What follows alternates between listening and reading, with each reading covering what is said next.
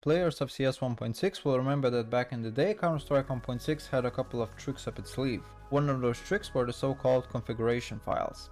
To put it short, configuration files were text files that contain a bunch of commands that, when the configuration file would be invoked, would be executed by the game and make the game experience better for the player. That's all it was. It wasn't a cheat or anything of the sort, but a proper configuration file would certainly make the gaming experience better for the player. Some configuration files would need to be invoked once, while others would need to be invoked every time the game is launched.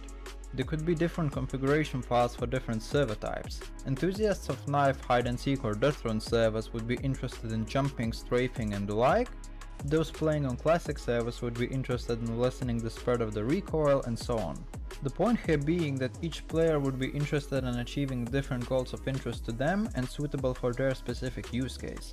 The purpose of a configuration file would be helping the player achieve these goals. As such, since it all depends on the player, there are no specific commands that make a configuration file good or bad. Some enjoy certain settings set to default, some change them. There are, however, guidelines on how to choose a configuration file. To choose a configuration file, consider your use case, consider what configuration files are available, consider the settings within those configuration files, and lastly, try them out to see how you like them. Since most configuration files come as text files, there should be no harm to your computer when downloading them either. Downloading files with other extensions should be avoided for your own safety. Also keep in mind that some configuration files contain alias commands that bind commands together to perform multiple tasks at the hit of one button. Some of such commands may be prohibited by specific servers that you play on, so beware of that.